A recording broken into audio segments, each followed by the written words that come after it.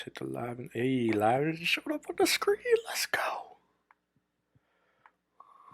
Let's go. Yep, we live, baby.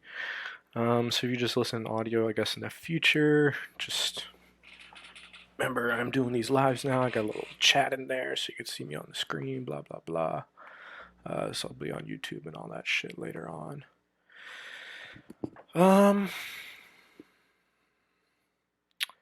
So for this episode, what is this? This is Kyle High Fight Club number 32.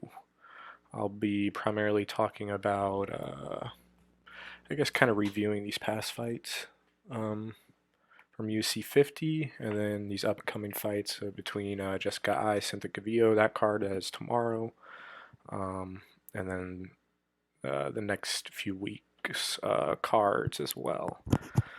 I wanted to do this episode earlier and with a couple of my friends to kind of review and shoot the shit about these fights, but none of them actually ended up watching it, so here we are, doing Omalosum almost a week after. It is what it is. My bad for the video peeps. But yeah, let's just get right into it, I guess. Yeah, the past weekend, these past fights they're pretty fucking crazy. Nunes, obviously, like we all kind of thought, just dominated Felicia Spencer from beginning to end. Nothing really much more need to be said besides that she's the GOAT, she's the greatest, she's beat everybody, blah blah blah. Who's next? Who knows? Rafael Sansao, Cody Garbrandt fight. That was a good ass. It was a good fight. Obviously, a good finish by Garbrandt there. I wish I could show shit like that and then like replay it on here. That'd be cool, just to look at it again and recapture going through it. But it was fucking crazy. He kind of just kind of grabbed the cage a little bit and then just came up with a power fucking right hand power haymaker and ended him right in the final seconds of that the second round. There is pretty, and I think he was kind of knocked out and then hit the ground. The horn had already sound, but then the ref still called it off, which is perfectly within the rules. If somebody gets like KO'd right at the bell or like right as the horn starts or even like a split second after and he's out, like you deem as a ref he can't continue even if he gets a minute rest, then they're allowed to wave it off there. Well, they're allowed to wave it off, as soon as they go fight. Yeah, just crazy knockout.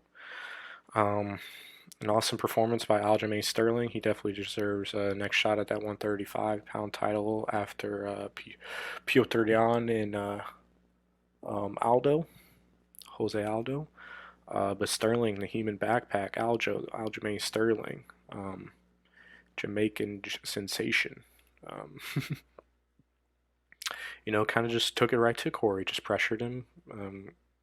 Got his, I forget how, I think he got him up against the cage, kind of like isolated one of his legs, kind of hip tossed him to the ground, / got to the side, / back of him, but got him on the ground, got it to his back pretty quickly, and I've seen like Ray Longo talk. Ray Longo's his trainer, or his MMA trainer, I guess, or like head coach or whatever. But he's saying it doesn't matter what weight.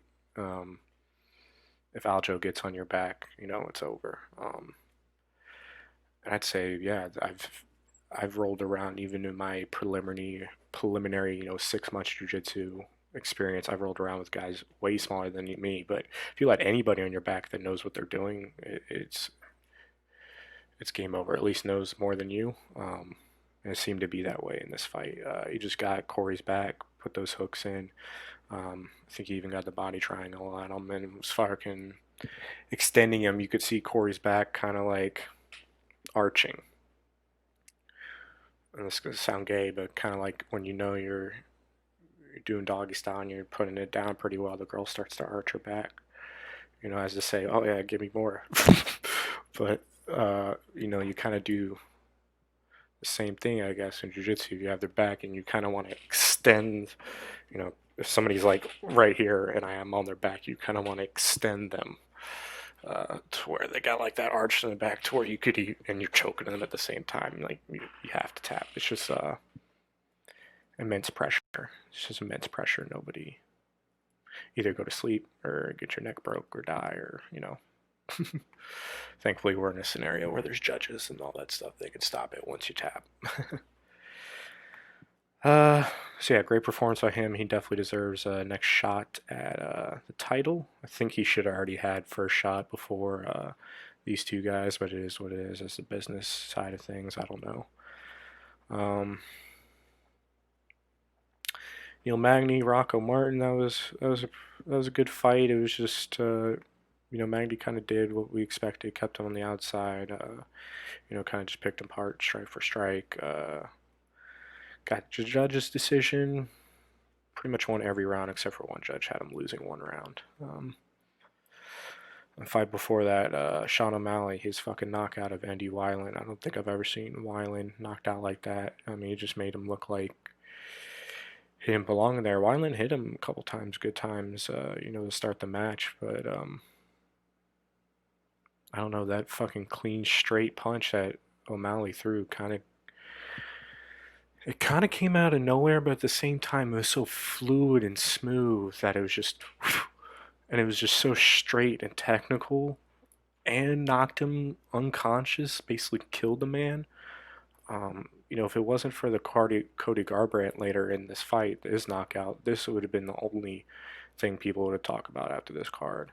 It's kind of been O'Malley's knockout, Garbrandt's, and obviously Nunes's performance, and Aljo's great performance as well.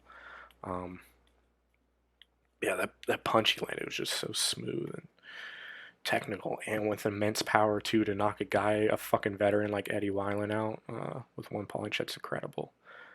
And he called out, or I guess I don't know if he called him out, but he's kind of like teasing at him, poking at him in social media. Um, who knows if that'd be a crazy fight to have to go from unranked, but he did beat Weiland, Eddie Weiland. He's not ranked right now, but a veteran of the sport, former champion, WEC champ. Been around the UFC for a long time. Part of Mustache Mafia. Um, and for O'Malley to finish him like he did, I mean, he definitely warrants a top 15 guy, at least a number by his name now. I'm assuming he does have a number by his name now. I didn't check or nothing. I got time for that right now. But he, definitely deserves top 15 guy, top 10 guy. For him and Cody Garbrandt, I'd fucking love to see it. Probably do well, as far as money wise or promotion or hype or whatever all that bullshit is. I don't know, just going from unranked to a top 5 guy, and Garbrandt's just as fast, if not faster. That'd be an exciting match.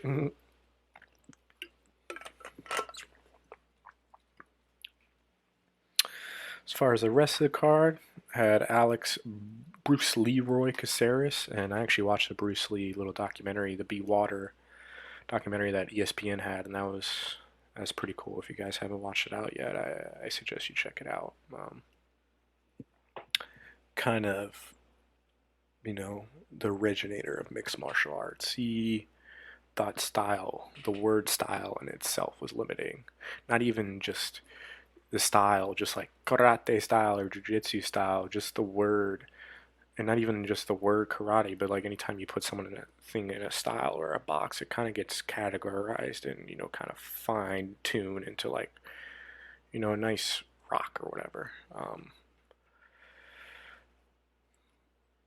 I don't know where I'm going with this, but he basically he didn't like styles, and he just wanted everything to be flow and moving, free moving, and kind of an expression of yourself, a physical expression of yourself, but also with your opponent there and kind of having to counter their actions and stuff.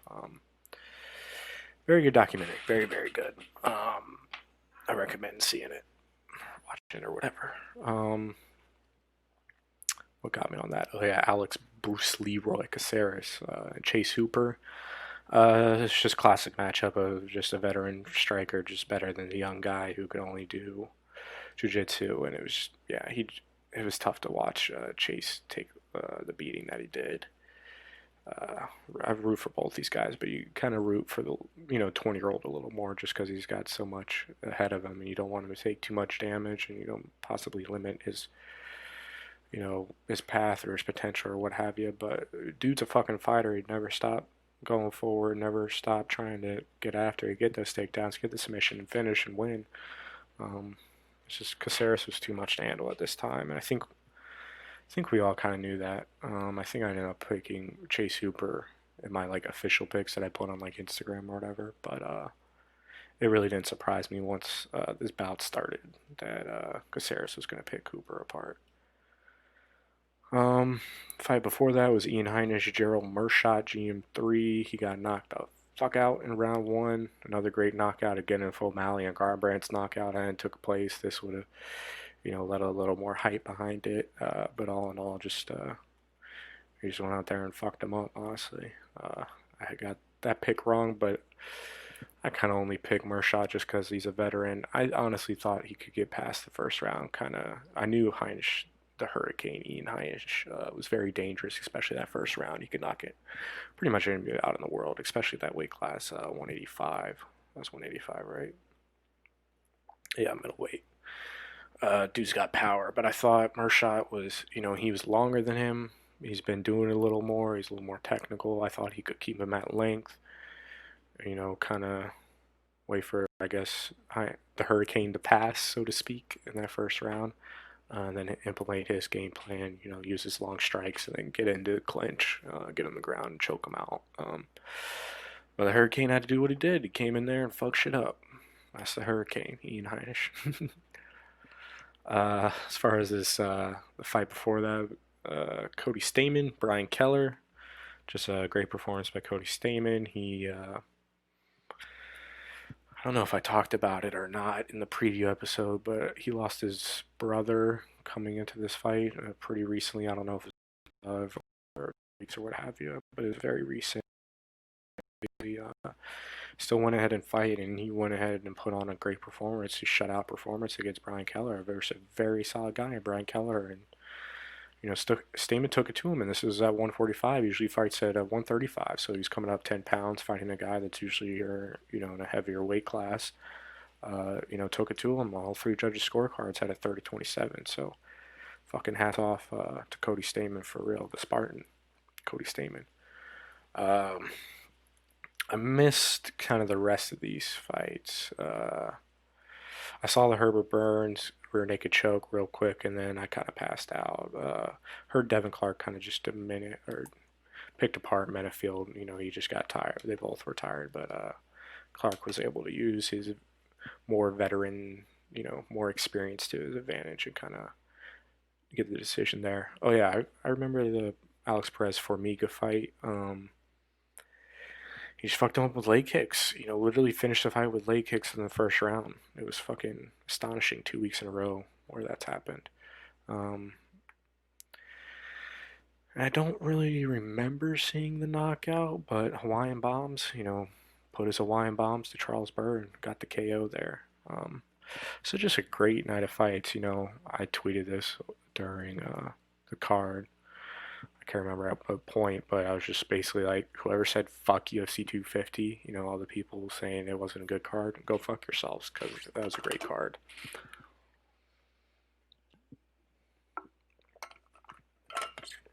Now, I still don't know if it's worth the $65 you got to pay for it, but it is what it is. So,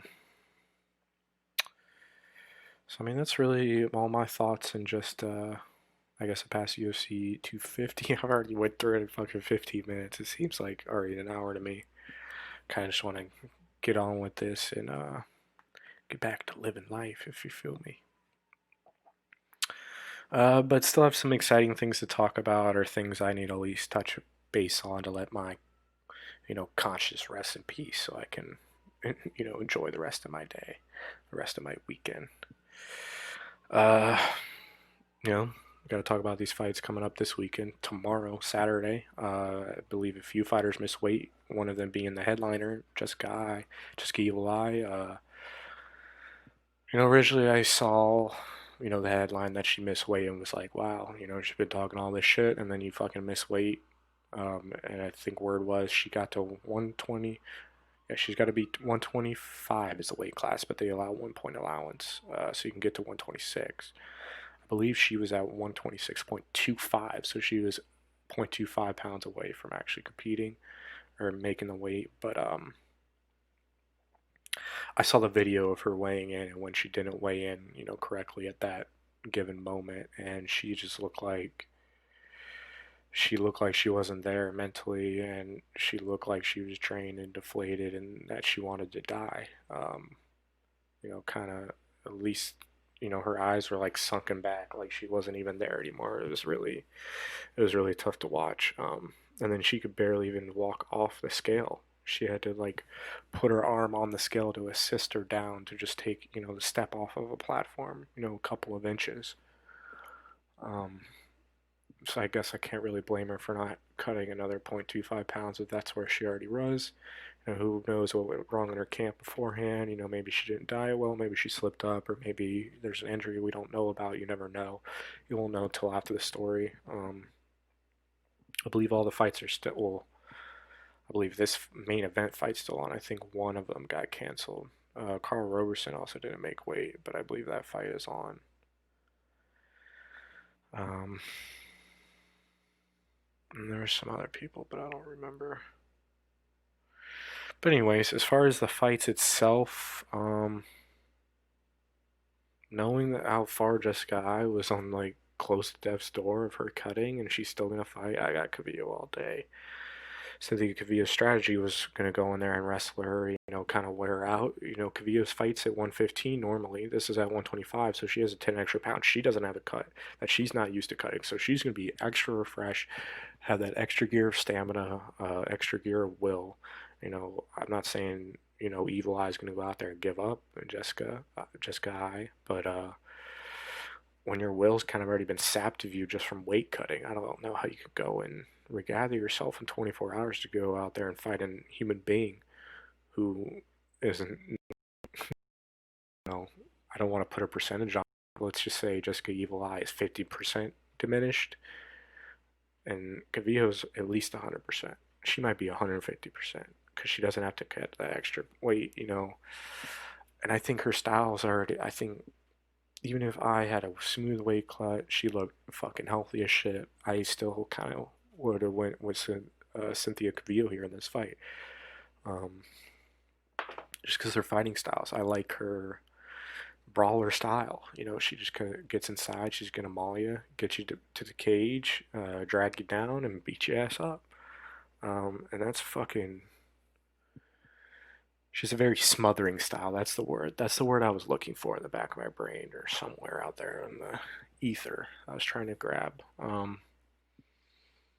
She just has a very smothering style that I think is, even more so now, gonna just smother Jessica Eye to where she'll have to give up or, walk through the fire and depths of hell to survive. I don't know. I don't see how she could win after being that close. She literally looked like death. I'm not trying to exaggerate. She looked like she was dead. She looked like a fucking zombie up there. Um, so yeah, I got Cavillo all day, I guess. As far as the rest of the fights, I like Carl Roberson, but he missed weight. I didn't see him weigh in and what he looked like. He's underdog too against Marvin Vettori. I don't know Vettori too much, but I've been hearing great things about him. And if he's not diminished by a weight cut, he didn't at least have to stop during his weight cut like Robeson. So I like Vettori in that matchup. Charles Rosa, Kevin Aguilar. Uh, is this the same? This isn't the same. No, it's not. Or is it the same Charles Rosa that fought Thug Nasty last week or like a couple weekends ago? Who was that? Am I thinking of somebody else? Probably definitely thinking of somebody else. Boston Strong, Charles Rosa. He looks like him. Yeah, no, I'm okay. I was thinking right. I was gonna say, yep, last loss versus Bryce Mitchell. Damn, he's already back at it. That was back on May 9th. A month later, okay. It was a little longer than I thought. I thought it was like a week or two ago. Damn, that's crazy. And then he's getting there versus Kevin Aguilar, who's a very talented guy, very strong will. He's got a smothering style as well. Aguilar's actually the favorite. I don't know about that.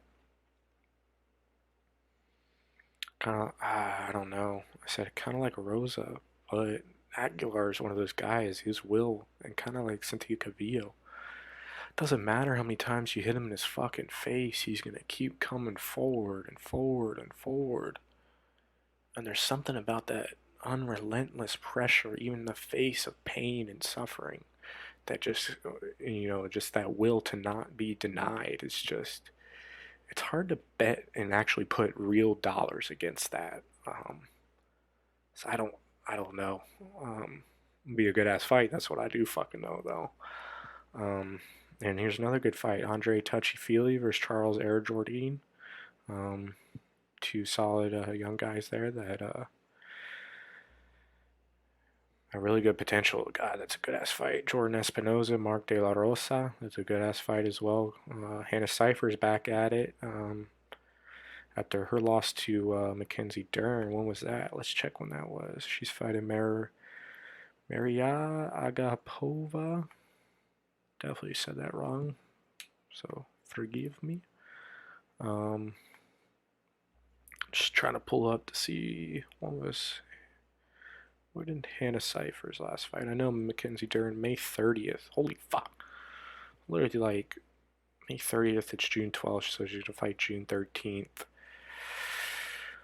I can't do math. It was like, what, 13, 14 days? That's crazy.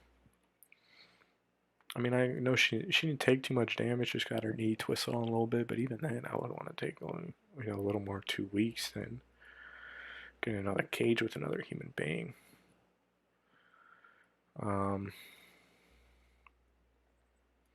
Marab is fighting Gustavo Lopez. Wasn't he supposed to be fighting somebody else? I felt like he was supposed to fight somebody else, and he missed weight, and this is a new replacement. But either way, I got Marab. Davishvili, I don't know how to say it. Gina Mazan, Zaneni. She's fighting a girl. She's a huge underdog. I don't know any of these other fighters, honestly. So what I'm going to do here now, I'm still going to watch all these fights tomorrow. Can't wait. June 13th, they're having a UFC Apex prelims on ESPN and ESPN Plus starting at 6 p.m. Central. So I guess that's, 7 Eastern. The main card will also be on ESPN, ESPN Plus, 8 p.m. Central. Now, I honestly haven't even looked at these cards for the. I know next weekend is Blades versus Volkov, but last time I looked, they had nobody literally on the card. It was just Blades Volkov, and that's it. So this is literally. I know that Dana was on, SportsCenter or wherever he announced it earlier today. Who would be on these cards, but I haven't looked at them yet till this exact moment in time. So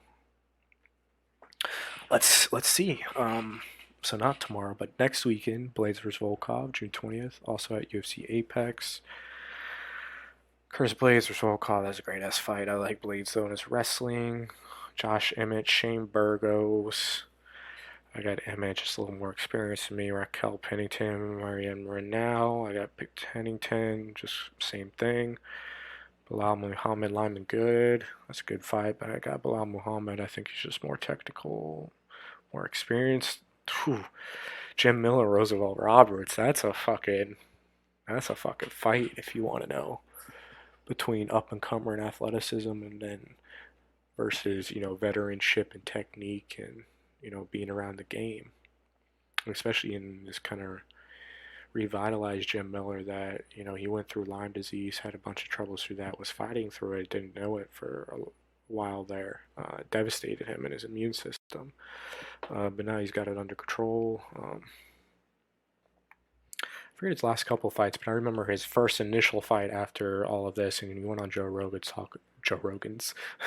talking about all this, so this is why I know this, but he looked really, really good on that first fight, so I jumped on the back on the horse. And that was versus Clay Guida. Or no, it wasn't. I don't know. Never mind, he's been fighting pretty recently. Damn, when was that then? Because I thought he took like a 4-year absence or some shit. And he did not. He's been fighting the whole time. Fuck am I talking about? Well, he's got it under control with Lyme disease. I think it was the Clay Guida fight though. It was before he went on Joe Rogan and before he fought Guida, or maybe afterwards. I can't remember. Um, but nonetheless, him and versus Roosevelt Roberts, that's gonna be a great ass fight. Like I said, young up and comer with athleticism. He's very technical in his striking, very long. You know, he's 6'2", whereas Jim Miller's 5'8", but only have a 2-inch reach advantage. Jim Miller's southpaw. I think Roosevelt Roberts switches back and forth. You know, occasionally. I'm not sure how often, but I don't know. That's a good ass fight. I think I like Roberts if it stays standing. If it goes to the ground, though, I got Miller. But I also haven't seen the Predator Roosevelt Roberts on his back or at all in the grappling game. I feel like. Uh, so I mean, we know if Miller gets tagged or he's in trouble, that's where he's going to go. He's going to shoot for a leg or something, grab it for something. Get in the clinch, especially in these tighter cages too. You got to start taking those account when you're thinking of picking fights. It's always going to be an advantage towards the grappler. So we gotta. I haven't been thinking about that in my picks, but nonetheless, that'll be a great ass fucking fight at catchweight too. I was just thinking about this guy Clay Guida. He's gonna fight Bobby Green. Good luck, my friend. I shake Clay Guida's hand one time. That was pretty cool. Him and let's say Anthony Rumble Johnson. It wasn't Rumble. Somebody just as big as him. Just fought Jan. Corey Anderson. Dude is fucking huge. We're about the same height. He's fucking jacked. I'm like 180, 185 of just muscle and fat. And just Taco Bell in my belly. And he's just like a fucking black superhero. Like Black Superman. Tisha Torres, Brianna Van Buren, don't know who that is, so maybe Torres will fuck her up. She's cute. They're both cute. Mark Andre Baralt, Oscar Pitola, don't know. Courtney Casey, Jillian Robertson, that's a good fight. I got Casey. Well, they're both 500 fighters.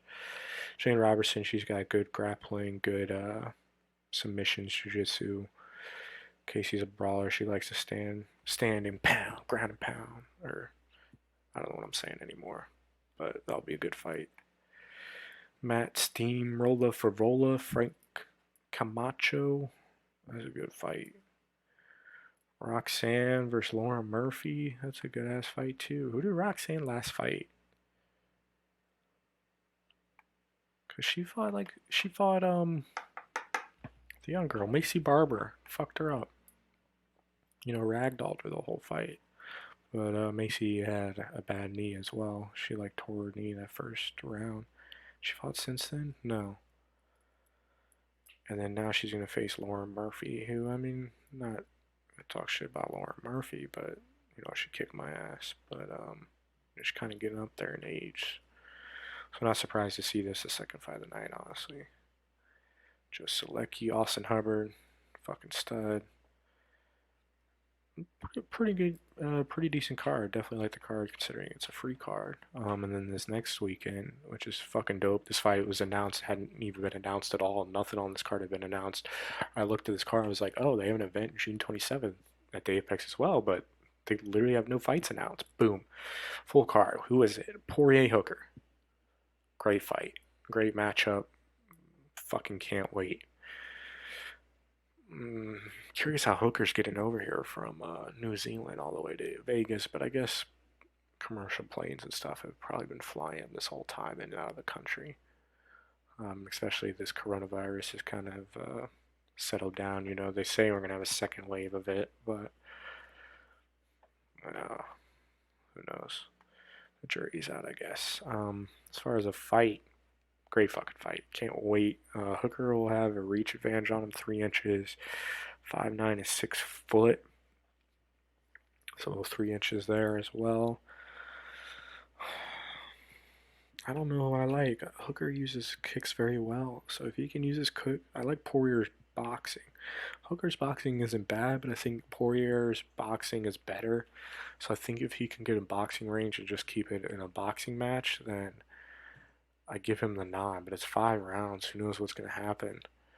Um, and then I think if Hooker can use his kicks and stay in his range well, he should have no problem with anybody in the world. Um, Obviously, easier said than done. I don't see either of these guys shooting. They're going to the ground, so definitely a great headlining fight there. Co-main Mike Perry, Mickey Gall. Got Mike Perry. Mickey Gall's got great ass wrestling, but Mike Perry's a fuck.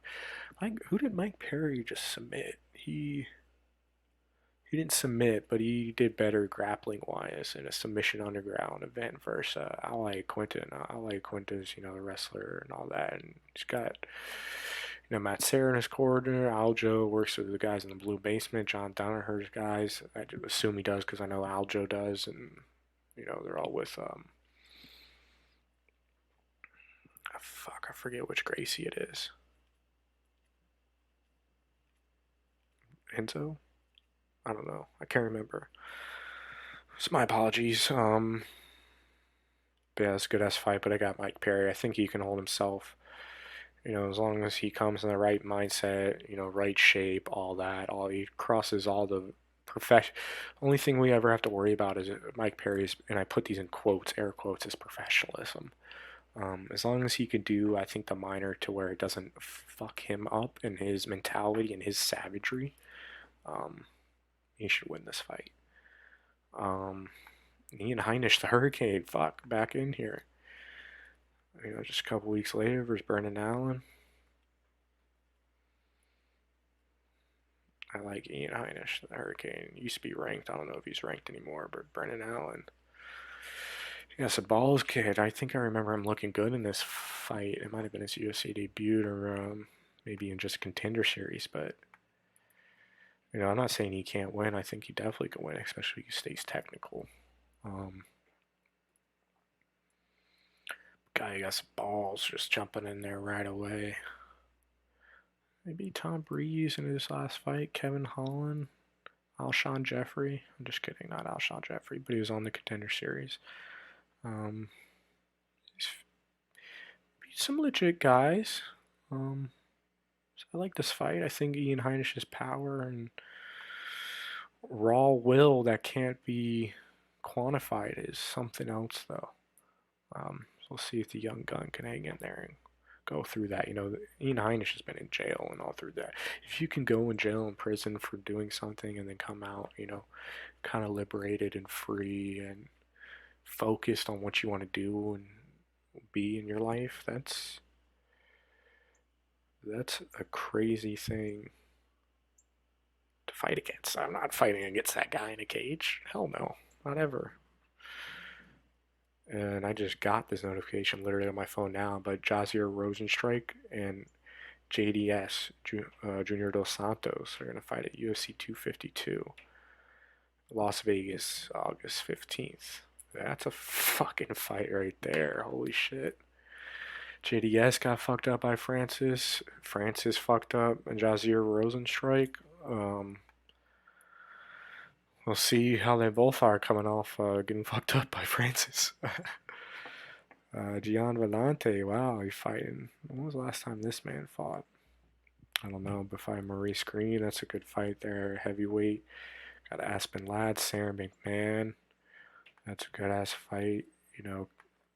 Kind of the classic fight of, like Jim Miller versus Roosevelt Roberts. You got the young up-and-comer, kind of seems like unstoppable force versus kind of unmovable object, so to speak, and the veteran that's been there for a while and had a couple fights. And, in this case, Sarah McMahon. I like Aspen Ladd, though, and she's cute. I want to take her out for a date, too, so that's why I got her. Jennifer Maya, Vivian. Oh, that's a good fight to look forward to. Those girls are in a scrap and get after each other. A nice boxing match from two Brazilians, for most part, I bet. We got Luis Violent Bras, you're not worthy. Oof, he fucking knocked out an old training partner in, follow him on Instagram, I forget his name. I guess it doesn't matter at this time. But that's a good ass fight. I gotta go. Oh, I don't know. I was gonna say I gotta go with Luis Violent Bob Ross Pena. But come on, are these Jack Meredith? If you're just looking at bodies, you're like, oh, give it to the Jack Black guy. But that'll be a good fight. Felipe Lins, Tanner Bozer, Sean Woods, and Kyle Nelson. So decent card there as well. Is that it? Oh, then we got UFC 251. Oh, that's already been announced. Oh yeah, Usman Burns.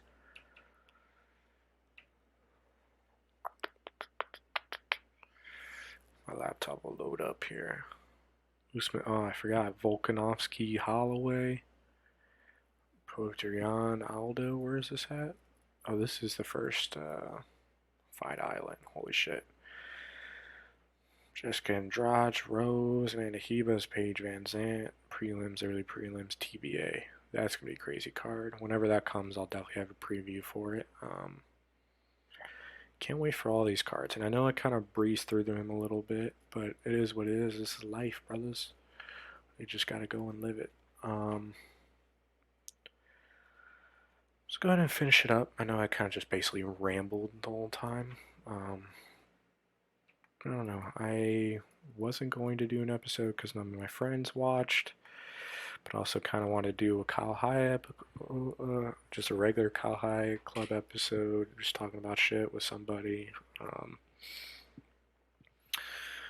But just have a decent amount of things going on with my life right now. I'm in the process of moving, cross country, so trying to find time and guests or get friends to come out of during their busy work schedule weeks to talk to me for an hour about bullshit, or to talk about fights that they didn't watch. It's been a little not difficult, but I just haven't found the time to I guess get them in and do that. So yeah, I don't know when the next episode will be. Probably not a review of these fights or a preview of next weekend's fight. Maybe I'll try to do a legit Kyle High Club episode this next week with somebody. If I can't I'll probably just do it with my brother, honestly. Yeah. So stay tuned for that, I guess. Thanks for listening. Thanks for hearing me rabble on. Just talk gibberish for about 40 minutes to an hour to whenever. Yeah, I don't know what to say. Said peace, love, and appreciate it, homies.